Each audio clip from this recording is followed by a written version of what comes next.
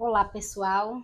Hoje eu estou mais no escritório fazendo anotações, vendo questões de prazo, fazendo petições, andamento de processo e sempre eu paro um pouco e leio, seja na parte da manhã ou então na parte da tarde.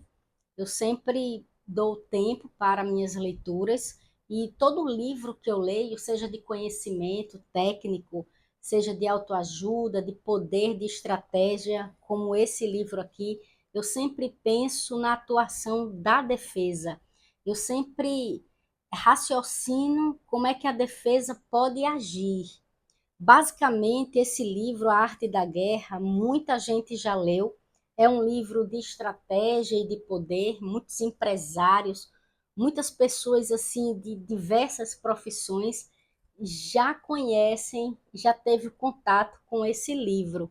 E quando a gente lê esse livro, principalmente se você já leu As 48 Leis do Poder, você vai ver que muito do que tem aqui tem em livros que tratam sobre poder e estratégia, como as 48 Leis do Poder.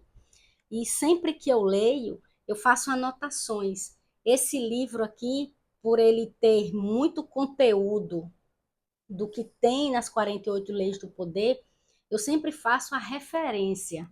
Por exemplo, nesse aqui, que trata sobre que traz esse raciocínio sobre defesa e ataque, ataque e defesa.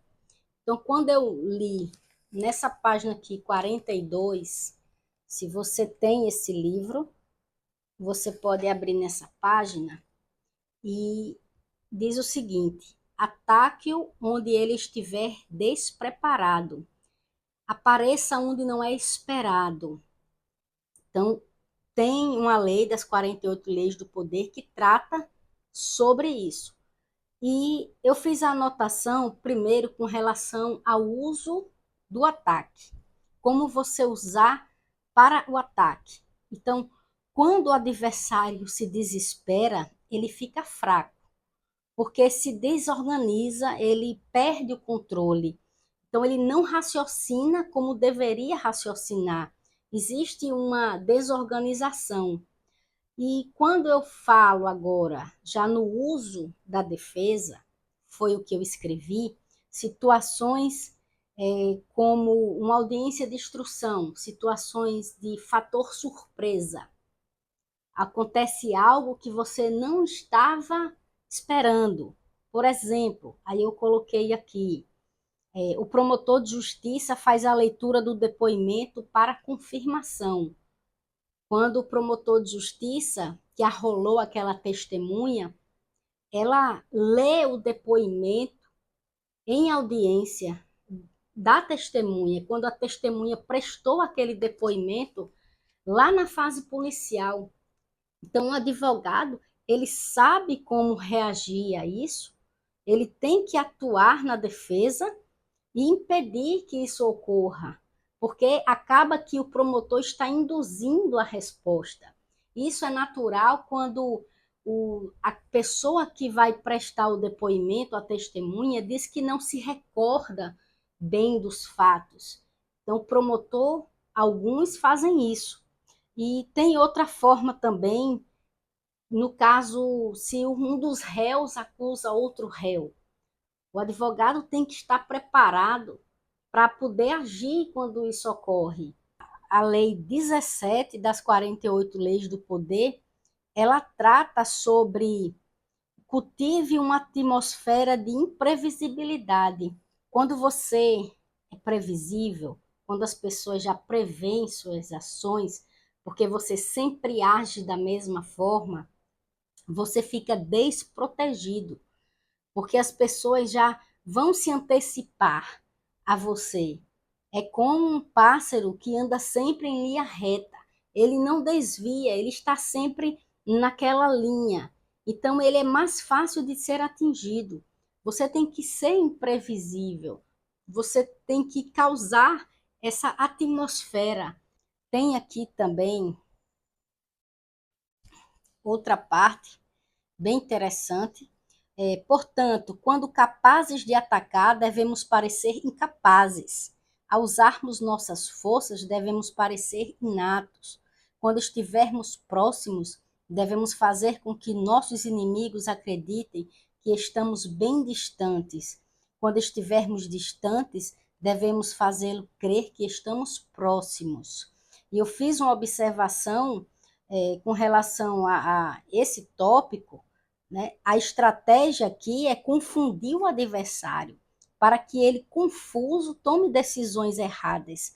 E no livro As 48 Leis do Poder, que é justamente na Lei 21, diz o título, pareça mais bobo do que o normal. Você vê que muito do que tem aqui nesse livro tem nas 48 Leis do Poder. Inclusive, eu vou até pegar o livro. Esse daqui, eu já fiz vários vídeos com trechos desse livro. Eu leio, faço anotação, acho interessante e faço um vídeo falando sobre esse tópico.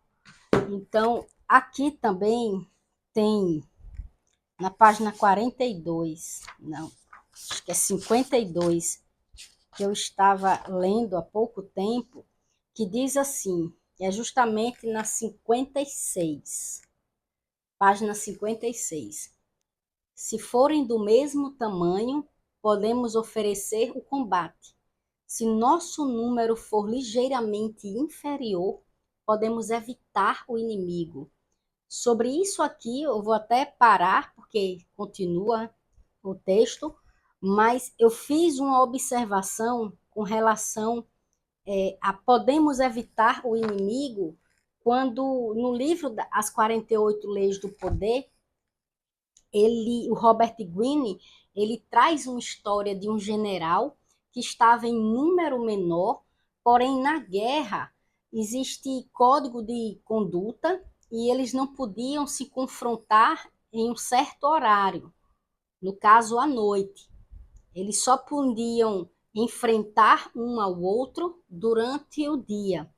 E o general, por estar no número inferior, temendo que o exército inimigo se levantasse contra ele, marchassem contra ele, ele teve uma ideia brilhante, que foi o quê? Quando chegou a noite, o general teve essa ideia de fazer tochas, quer dizer, fogo, e colocar na terra como se cada tocha ali fosse alguém pegando nessa tocha. Então, o inimigo, quando visualizou toda aquela quantidade gigante de tochas, imaginou que ali o exército era bem maior do que o dele.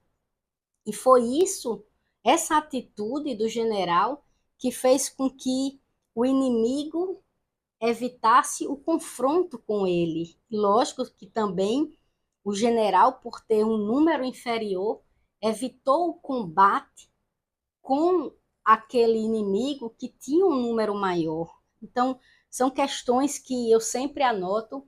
Toda vez que eu leio um livro, eu sempre anoto. É como o Olavo de Carvalho dizia, que quando ele pegava um livro, ele tinha que estar com a caneta na mão.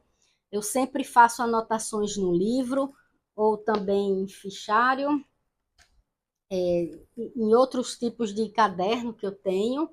Eu sempre anoto, porque ou porque eu questiono, eu faço referência, como esse livro aqui, que tem muito do que tem aqui nas 48 Leis do Poder.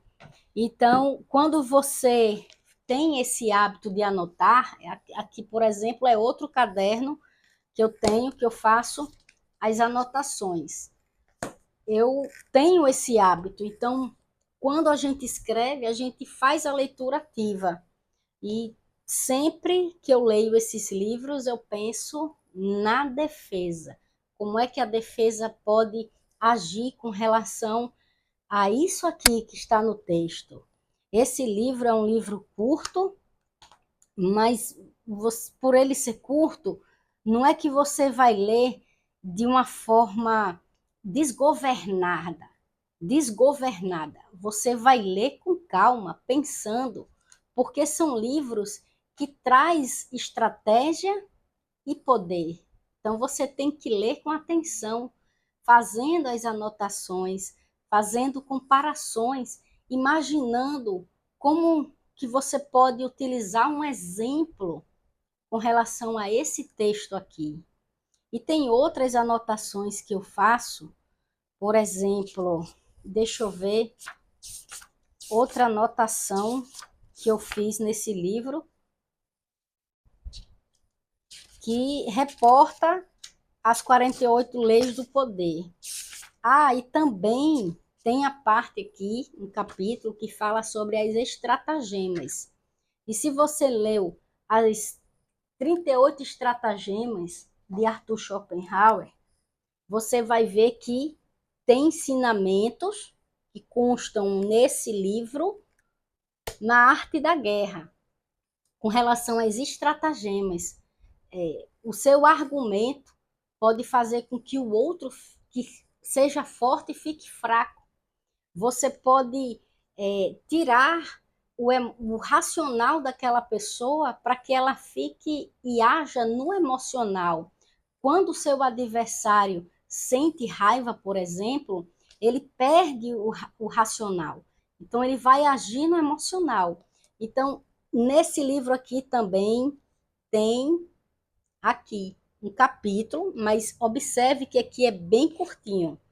Bem curtinho. Não se compara com o que tem aqui nesse livro, as 38 estratagemas, e nas 48 leis do poder, que é excelente.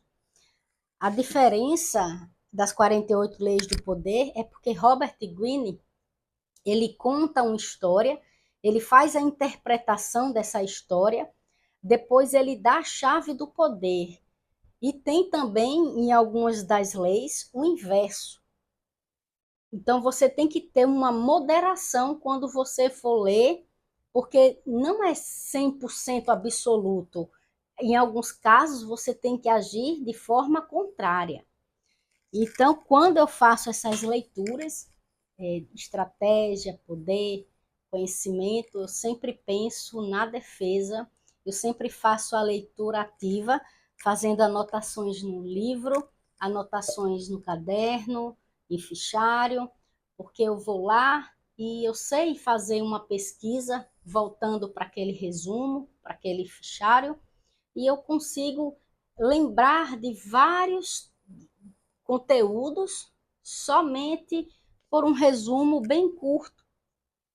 Eu consigo lembrar de muita coisa. E é assim que a gente faz para ser eficiente, para a gente ter esse conteúdo dentro da gente, absorver.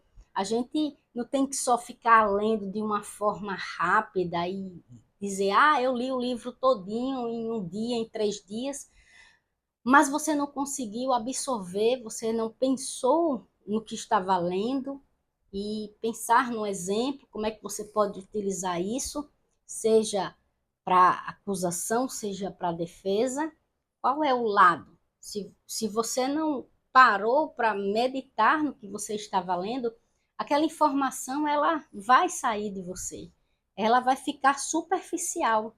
Se você quer se aprofundar na leitura, você tem que estar com papel, caneta e o livro. E sempre meditar. Como é que você pode usar isso na sua vida prática, na sua profissão, e por aí vai. Então é isso, pessoal.